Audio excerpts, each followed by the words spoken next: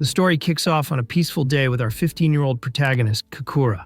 He's over the moon, having just gotten accepted into a prestigious high school. He even starts daydreaming about a calm and steady future after graduation. But that dream quickly shatters when the doorbell rings. A group of attractive yet shady debt collectors barges into his home. They're here to collect a massive debt. Talk about a rude awakening for a teenage boy. His parents had vanished to avoid paying what they owed, leaving Kakura behind to carry the burden. The amount? A staggering 50 million yen? Not something a 15-year-old can just pay off, even if he somehow became a viral YouTuber overnight. The men, clearly unhinged, offer him solutions. Either work himself to death on a sketchy overseas fishing vessel or become someone's personal toy. Shockingly, they lean toward the second option. One of them even cloaks his suggestion in polite language, masking the depravity beneath. With no viable choices and his school dreams slipping away, the men seize Kakura by force. His springtime aspirations go up in smoke, but just as he's being dragged away, a girl appears, throwing a stack of 50 million yen in cash right in front of them. Everyone's stunned by both the money and her beauty. The men don't recognize her, and neither does Kakura, but she coolly informs them that she's already covered his debt. The only logical thing for them to do now is to leave. Although she initially comes off as cold and intimidating, her demeanor softens afterward.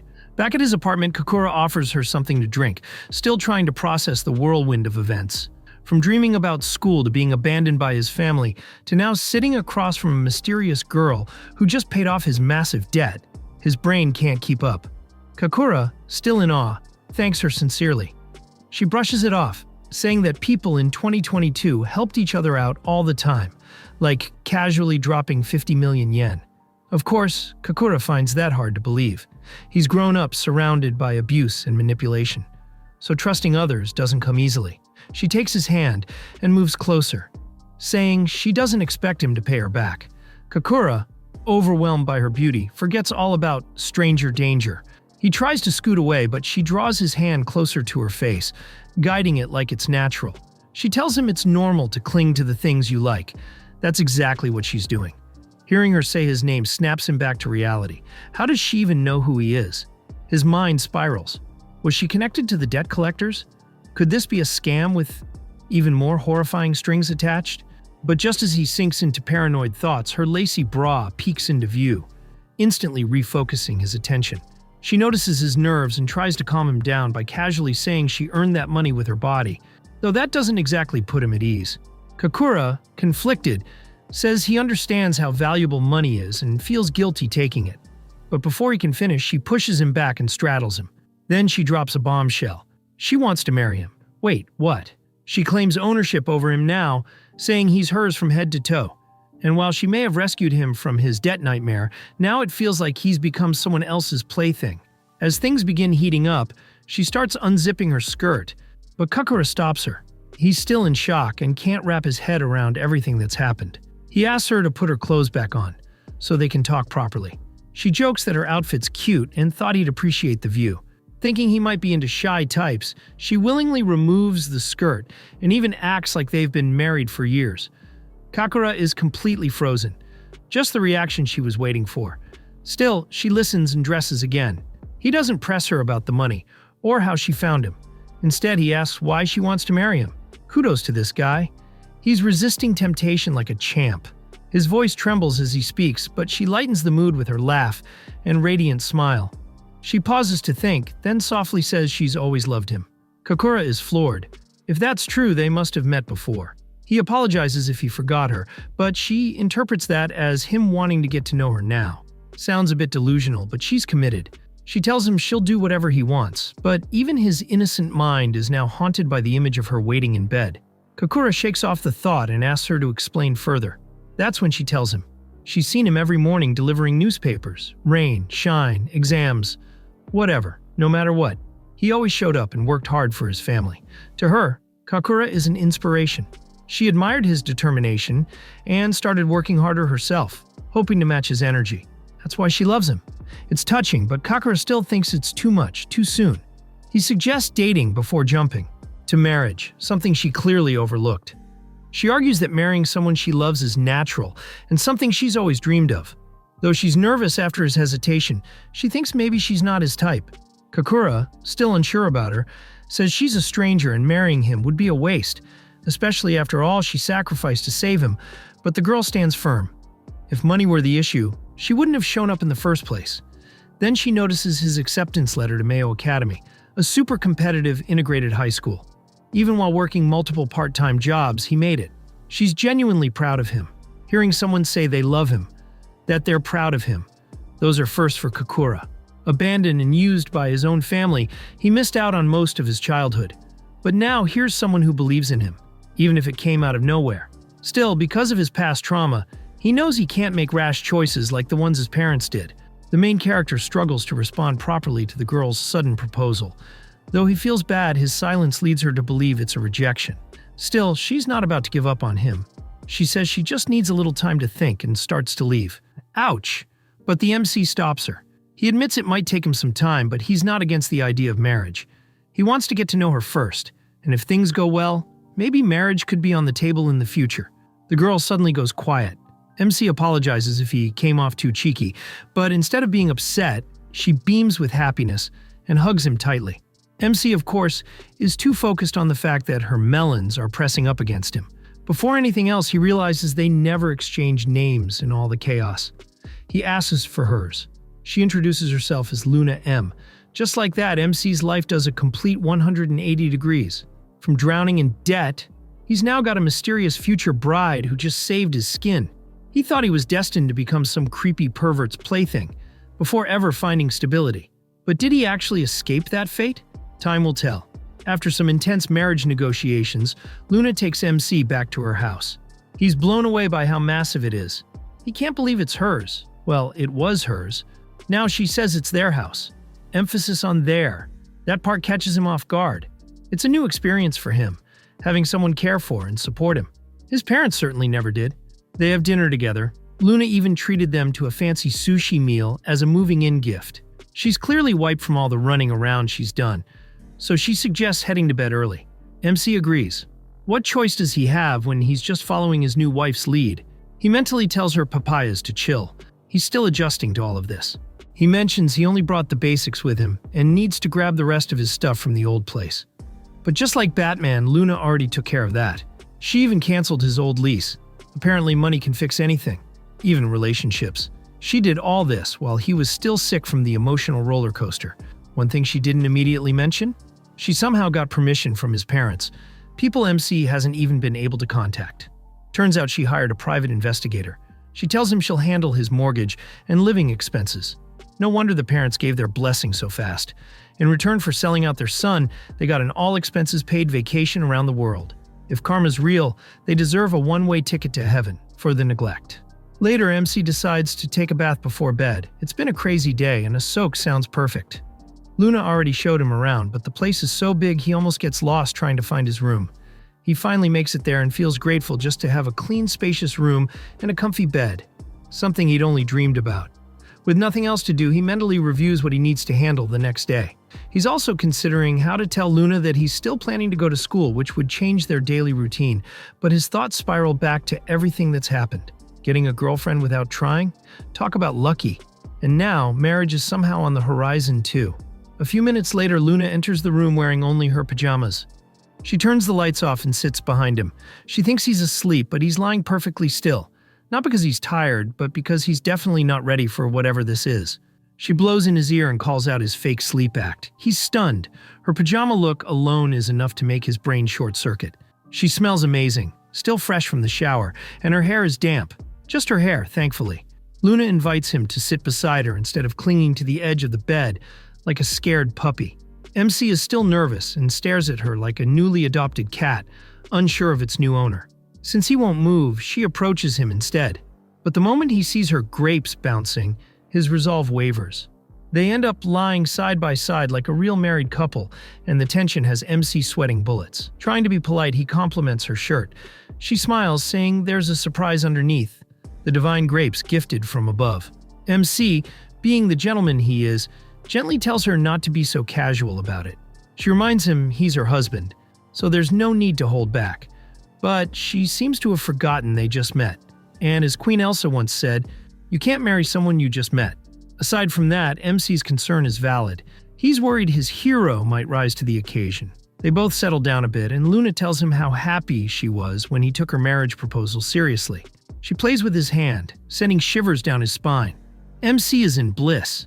He finally admits that the simple touch of a girl's hand is enough to melt him, but he's also terrified he won't be able to stop if things go any further. Luna, ever bold, crawls on top of him. MC braces for a kiss he's definitely not ready for. And then, surprise, she chickens out. She backs away, realizing she wasn't as ready as she thought. They both laugh it off and head to the kitchen for some water to cool down and ease the intense atmosphere. With things calm again, MC tells her that once school starts, their routine will shift. Luna surprises him again. She's already planned for that. She's going to the same high school. That means they'll be together at school, at home, everywhere. Free ride, free housing, free beautiful wife. What more could this guy possibly ask for? Their first day of high school came quickly in April. Surprisingly, Luna was chosen as the high school representative and gave the welcome speech. The freshmen admired her, understandably so, because she was stunning. Even the main character, MC, was impressed, though his case was unique, because the beautiful girl in front of everyone was actually his wife. He was shocked she'd really followed through on her promise to attend the same school as him. She even landed in his class and quickly fit right in, making friends with both popular extroverts and shy introverts. Meanwhile, MC sat quietly at his desk, watching his cheerful wife charm everyone. In contrast, he was far less outgoing. Then, bam! A loud noise came from behind him. A tough-looking guy, the type who screamed "troublemaker," walked up and started talking to the student next to MC. To MC's surprise, the guy sitting in front of them turned around. It was Subaru, an old friend from middle school. The intimidating lion quickly turned into a chibi kitten the moment they locked eyes. MC was genuinely happy to see someone familiar in a new place. So much had happened, and Subaru, was always someone he could talk to. SUU listened carefully as MC told him everything about his situation, including Luna, their marriage, and all the confusion around it. Subaru was shocked, even suspicious. He joked that Luna might be an assassin out for his life, a trap, or part of a weird debt payment scam. There were a lot of red flags. MC may owe her a lot, but deep down, he felt Luna was trustworthy, not someone with evil intentions. She seemed genuinely committed to their marriage. Subaru remembered how, back in middle school, MC was the only one who ever talked to him. Maybe, he said, that same kindness is what made Luna fall for him. MC liked that explanation. It made things feel more real. Just then, Luna herself interrupted, walking over with a big smile. She greeted MC happily and apologized for not walking to school with him earlier that morning. To make up for it, she said it was only fair they walk home together today. But as they talked, MC heard people around the classroom whispering, "Why is Luna talking to that weird-looking guy?" That made him nervous. Pretty girls always drew attention, and people just couldn't mind their own business. Luna didn't notice the chatter. To avoid causing a scene, MC quickly pulled her aside and led her to a quiet corner of the school. Poor Subaru was left behind like a lonely lion cub. Alone now, MC apologized for pulling her so suddenly. But to Luna, the moment was thrilling. She loved how bold he was being. She clung to him like a sloth and sat down next to him, smiling ear to ear. MC asked her to let go. He wanted to talk about something serious. But Luna wasn't interested in serious. She was all in for the high school love story and refused to let go. "There's no one around," she teased. So what could go wrong? Sighing, MC gave in and explained what he wanted. He thought it would be best to keep their relationship a secret at school. Luna's smile faded. She asked why. He said he didn't want to cause problems for her. He worried people would talk badly about her for dating a nobody with debt and didn't want her reputation to suffer. Luna was clearly upset. She had gone through so much just to transfer to his class, arranging things with the school so they could be together. She had dreamed of them being a high school couple, being admired, taking cute couple photos, and getting attention for their wholesome relationship. But now that dream was crushed. Before MC could apologize, Luna began to think, maybe this wasn't so bad. If they kept things low-key, fewer girls might try to flirt with him. That thought alone gave her some comfort. MC chuckled and told her she was overthinking it. But he admitted he was willing to adjust to her preferences too. After all, they lived together. They should be able to do fun couple things, right? It wouldn't be fair if only one of them got to decide everything. That right there was why Luna loved him. She tackled him with a hug. On top of that, she said she wanted MC to be a bit cooler at school. Not so derpy or nerdy. MC shyly told her she looked adorable in her school uniform. It made her look more like a teenager and less like the elegant, mature woman she usually dressed as. Luna got quiet. And when she got quiet, it usually meant she was thinking something naughty. Her eyes sparkled as she whispered, "Maybe I'll wear this uniform for you again tonight." The first weekend after school started finally came, and by lunchtime, Luna suggested ordering pizza. They'd had sushi last time, and she wanted something tasty again. But the main character, MC, had other plans. He offered to cook instead. Ever since school began, they'd only been eating takeout, and MC felt guilty. Luna had been spending too much on food for both of them, and it didn't sit right with him. Honestly, though, MC was more distracted by Luna's tight t-shirt than the food. He told her that he couldn't repay her for everything she'd done, but the least he could do was cook and help with chores. Luna, of course, had no objections, especially if it meant she could eat his home-cooked meals and cook with him. That kind of scene, preparing lunch together like a married couple, was exactly what Luna had always dreamed of. If she was happy, MC was too. Except she kept standing so close it was driving him crazy. Before they started cooking, Luna excused herself and came back dressed in a tight, short maid outfit. MC froze, practically glued to the floor in shock. His mind raced. Is this a naked apron situation?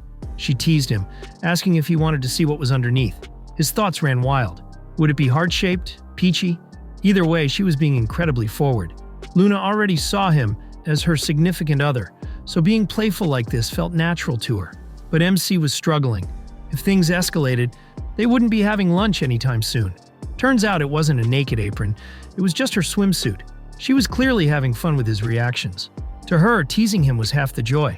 Eventually, though, she changed into decent clothes and a proper apron so they could finally focus on lunch. Thankfully, Luna came prepared. She had already stocked the kitchen with ingredients and cooking tools, expecting a moment like this would come. MC's eyes lit up at the sight of quality meat, herbs, spices, and even top-notch cookware, like a pressure cooker and an enamel pot. He got so excited that Luna just stood there watching him, smiling in disbelief. She didn't expect him to get this hyped over cooking gear. MC explained a little shyly that he had learned to cook since he had to handle everything on his own. Then he decided to make beef stew while Luna prepped the rice. That didn't go well. She poured rice into flavored water, completely unaware of the disaster she was creating. If Uncle Roger had been there, he would have passed out. She wasn't even sure if she'd use sticky rice, and still thought it was dope. It was clear now, Luna is terrible at cooking. But MC didn't want to be rude and interrupt her, so he let her continue. Then he heard her scream. She'd spilled something again. It looked like she was mixing different drinks into the rice. MC was baffled. Is she trying to cast a spell or something? To avoid further disaster, he reassigned her to make a salad. Why he trusted her with that is still unclear. Eventually, the beef stew was ready, and it was delicious. Luna was blown away. She called it the tastiest thing in the universe. As for her rice, yeah, it was doughy and weird. She laughed, admitting she completely messed it up, and realized she had also tossed that same rice into the salad. Now both dishes were ruined. She slumped in defeat, miserable about her failure. MC tried to cheer her up by eating the rice and pretending it was okay, but the expression on his face said otherwise. Still, Luna thought it was adorable that he tried so hard to make her feel better. Seeing your boyfriend eat your awful cooking just to comfort you? That's peak wholesome. MC told her he genuinely enjoyed having a meal like this with her. Even if it didn't go smoothly, cooking and eating together had been fun. He was used to eating alone, so having someone there, mistakes and all, was special. He reminded her that married couples help each other, even with things they're bad at. That's part of what being together means. After their cooking disaster, which would have made Gordon Ramsay and Uncle Roger lose their minds, they decided to lay out some ground rules. Since Luna wasn't used to cleaning or housework, MC would handle most of it for now, and she'd take on some light chores to practice. It was a good way to help her grow into the role, and Luna thought it was a great idea. A practical way to build a life together. But they were forgetting something very important. Luna pointed it out. They needed to set rules about flirting, when, where, and how often. Obviously the most essential part of being a married couple. MC looked confused, so Luna explained. You've been dodging my advances since day one. I want more from you. He couldn't deny it. It was true. But MC looked at her with sincerity and said, I just don't want to be irresponsible. Please be patient with me until I'm ready. MC once said it wouldn't be fair if only one of them made all the effort in their relationship. Luna remembers that perfectly, as clearly as if it were yesterday. So, if he keeps ignoring her overflowing affection, wouldn't that make him an irresponsible husband? According to a study that may or may not be legit, physical affection or skinship is essential for a healthy marriage. It's one of the most important elements for a happy couple and definitely shouldn't be avoided. Coming from someone who's single and has no experience in relationships? Maybe. But that doesn't stop Luna from launching her plan. Operation: Build love through skinship. MC just goes with the flow. unsure if he'll come out of this emotionally intact. To calm him down, Luna tells him hugging is natural, even in other cultures, like Alabama. Questionable example. A while ago, Luna saw a relationship post from a friend. It was a guide for couples, how to level up your intimacy step by step. So they decide to try it out. Step 1, hold hands, easy for Luna, but MC? He's already sweating and shaking. Just 1 inch of contact and he's short-circuiting. A few minutes of hand-holding nearly sends him into cardiac arrest. So what happens when they try the next step? Step 2, hugging. Luna spreads her arms, waiting expectantly. MC didn't expect he'd be the one doing the hugging, but Luna's always been the one to initiate. This time she wants it from him. She stands her ground, arms open, eyes locked in. She knows what she wants, and she's not backing down. Nervously, MC stands up and walks toward her. He wraps his arms around her carefully, but firmly. He focuses hard on giving her a good hug, his best hug. But as he holds her, he notices she's warm, soft, comfortable. Her chest is pressing against me, my heart. Is this okay? Luna stays still. MC starts to panic. Did I hug her too tightly? Is this too much? Am I being weird? But then Luna hugs him back. He feels her trembling a little, so he lets go. She teases him afterwards, saying, "You really gave it everything in that one hug, huh?" She laughs at how cute he was, awkward and overwhelmed. But still, he managed it. Another milestone unlocked. Next on the intimacy list? Step 3, a kiss. This one might take a little longer. Luna tilts her head, turning slightly to offer her cheek. An easy target if he wants to go for it. She waits patiently, eyes soft. MC is stunned. He expected something else, maybe a kiss on the lips. But that would be too much. He'd probably faint before his lips even made contact. Instead, he just stares at her pale, flawless skin, her long lashes, her gentle expression. She's so beautiful, he starts to question if he's even allowed to admire her like this. She's like untouched snow, he thinks, and I don't want to ruin it by stepping all over it. Luna continues waiting, still calm and patient. Meanwhile, MC's mind spirals. He starts overthinking. Has Luna had a boyfriend before? She seems so comfortable with intimacy. What if she's done this kind of stuff with someone else? The thought makes his stomach churn. Luna notices the hesitation and backs off. She says maybe they're moving too fast. Even she's not ready for a kiss like that yet. But just as she says that, MC leans in and plants a quick kiss on her cheek. He freezes, blushes, then apologizes. I didn't mean to scare you, or me. Luna stares at him, then starts making 10 different faces in under a minute. Surprised, shocked, flustered, amused. MC curls up in a ball on the floor, overwhelmed and sobbing. Luna, equally rattled, tries to congratulate him. You did great, she says softly. Once he calms down, she tells him, we'll save the next step for another day. Even she can't say what it is out loud. But that's a goal for the future.